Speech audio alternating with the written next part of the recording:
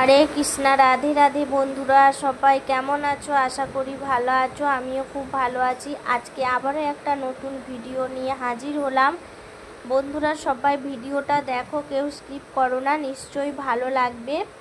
আজকে আমরা জগন্নাথ মন্দির দর্শন করতে চলে এলাম। এটা হচ্ছে দীঘার স্টেশন। সবাই দেখো বন্ধুরা কত ভিড়। আমরা কিভাবে এলাম, মানে ট্রেনে এত ভিড় ছিল, বসা তো দূরের কথা, দাঁড়িয়ে আসা মতো জায়গা ছিল না, এত ভিড়।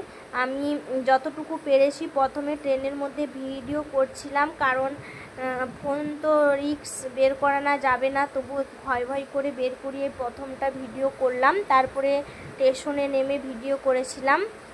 আমাদের গাড়ি করেছিলাম, কিন্তু কিছু কারণবশত গাড়ি এলো না, মারুতি করেছিলাম, তাই বাধ্য হয়ে ট্রেনে আসতে হলো। আর বন্ধুরা, তীর্থস্থান দর্শন করতে হলে একটু কষ্ট তো হবে, কিন্তু কষ্টটা কষ্ট মনে হয়নি।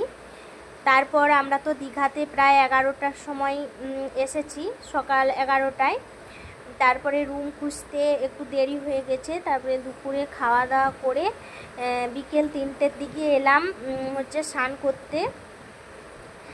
দেখো এখানে সব বসে আছে আর খুব সুন্দর ঢেউ দিচ্ছে। আমরা তো মানে খুব নিচে নামিনি, কারণ জোয়ার উঠে গেছিলো, তাই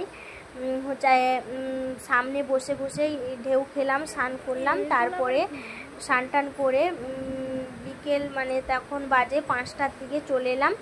5টা 5:30 হবে এইরকম, মন্দির দর্শন করতে। এটাই মেন, এটার জন্যেই আসা, জগন্নাথ মন্দির দর্শন করার জন্য।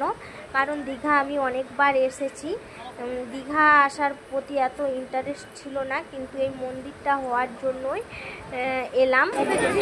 দেখো কত সুন্দর থেকে লাগছে।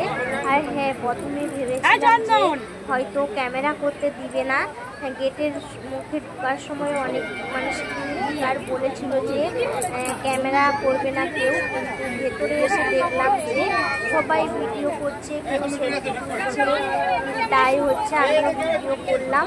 তাও খুব ভয় লাগছিল হয়তো কিছু যদি বলে, কিন্তু কিছু বললো না, তাই ভিডিও তোমাদের ভিডিও করে দেখালাম। আর সবাই কিন্তু আসবে, সবাই তো আর পুরী যেতে পারবো না। এই মন্দিরটা দেখে যেও, খুব সুন্দর হয়েছে, খুব ভালো লেগেছে। দেখো সন্ধে হয়ে এসেছিলো, খুব সুন্দর লাগছে মন্দিরটা, আর খুব ভিড়ও হয়েছে। আগে কিন্তু দীঘাতে এত ভিড় হতো না, কিন্তু এই মন্দিরটা হওয়ার জন্যই এত ভিড়, মানে বহু দূর থেকে লোক আসছে, বহু দূর থেকে। দেখো এখানটায় খুব সুন্দর এরকম দুধারে করা আছে, খুব সুন্দর লাগছে, জল আছে, তার উপর পদ্ম ফুল দিয়ে দিছে। এই দেখো খুব সুন্দর লাগছে, খুব লোকও হয়েছে জানো তো, খুব লোক। এই যে এটা আমার ছেলে, আমার ভাসুরের মেয়ে, আমার গোপুসোনা আছে, আমার শাশুড়ি মা আছে, আমরা অনেকেই এসেছি দীঘাতে, প্রায় 20-25 জন মতো হবে পাড়ার। মানে তারপরে আমার শাশুড়ি মা, আমার জায়ের মানে ভাসুরের ছেলে মেয়ে, আমার বর, আমি অনেকেই এসেছি।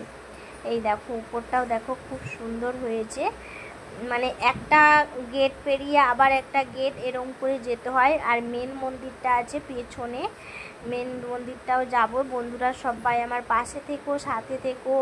আর যারা নতুন এখনও আমার চ্যানেলটা সাবস্ক্রাইব করোনি, তারা সাবস্ক্রাইব করে দিও। আর সবাই আমাকে একটু সাপোর্ট করো, তোমাদের ভালোবাসা পেলেই আমি একমাত্র এগিয়ে যেতে পারবো। এখানটা এখনও কাজ চলছে, মানে সবে নতুন হয়েছে তো, এখনও মানে ঠিকঠাক করে মানে কাজ মানে হয়নি, এখনও বাকি আছে কিছু কিছু জায়গায়, তাই কাজ চলছে। এরপরে যাব আমরা মেন মন্দিরে, চলো।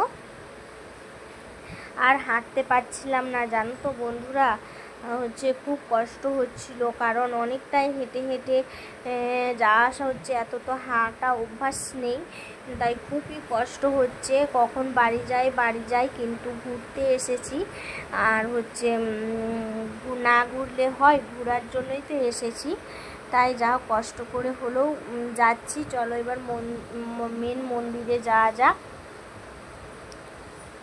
আচ্ছা পুরীতে কি এইরকম মন্দির? আচ্ছা বন্ধুরা, যারা যারা পুরী গিয়েছো একটু কমেন্ট করে জানিও, পুরীর মন্দিরও কি সেম একই রকম না কিছুটা আলাদা আছে। আমি তো পুরী যাইনি কোনো দিন, তাই যারা জানো বা গিয়েছো একটু কমেন্ট করে জানাবে কিন্তু, তাহলে আমিও মানে জেনে যাব যে হ্যাঁ একই মন্দির দু জায়গায়। এই দুটো মন্দির হলো, একটা হলো ওই যে বীরভূমে যে তারাপীঠ মন্দির আছে না, বীরভূমেই তো ওই মন্দির হয়েছে আমাদের এখানে চকগোপালে, সেম একই মন্দির দ্বিতীয় তারাপীঠ যেটা পাঁশকুড়াতে বলে এখানে হয়েছে। আর একটা হলো দীঘাতে পুরীর জগন্নাথ মন্দির, দুটো মন্দির হয়েছে এখানে, খুব ভালো লাগছে। সবাই তো আর দূরে দূরে যেতে পারবে না, তাই এখানে দেখেও অনেকটা হবে। আমি যেমন ওই যে বীরভূমের যে কালী মন্দির ওখানে যাই না, কিন্তু আমাদের সামনে বাড়ির সামনেই চকগোপালের যে মন্দির হয়েছে দ্বিতীয় তারাপীঠ, ওখানে অনেকবার গেছি। আমাদের ঘর থেকে বেশিটা না, খুবই সামনে, খুবই ভালো লাগছে। দেখো এইটাই হচ্ছে, এখানেই বলরাম সুভদ্রা এখানেই আছে, এটা মেন মন্দির। চলো ঘুরিয়ে দেখাই। আর আমি তো এতই মানে বেঁটে কি বলবো, ফটো যে তুলবো এত লোকের ভিড়ে আমি তো ফটোই তুলতে পারছিলাম না ভালোভাবে, হচ্ছে যে দেখাবো খুবই প্রবলেম জানো তো, এত শর্ট হলে কি হয় আর বলো। সবাই মানে এত সেলফি তুলছে, দেখো এখানটায় এত সেলফি তুলছে, মানে কি বলবো। দেখো সবাইয়ের হাতে ফোন, সবাইয়ের হাতে ফোন, সবাই মানে ক্যামেরা তুলছে, ফটো তুলছে, কে হচ্ছে দেখো সবাই কারো হাতে ফোন নেই এমন নেই, সবাইয়ের হাতে মানে ফোন আছে, ভিডিও করছে সবাই। আমার যদি কথা বলার কোথাও ভুল হয় কেউ প্লিজ হেসো না, আমাকে কমেন্ট করে জানিও, যেখানে ভুল হবে আমি ভালো করার চেষ্টা করব, কেমন? কেউ হাসি মজা করো না, ঠিক আছে? আমি ওই ভয়ে লং ভিডিও দিতে চাই না, হচ্ছে কথা বলতে পারি না বলে, ওই জন্য, ঠিক আছে? এই কষ্ট করে আমি মানে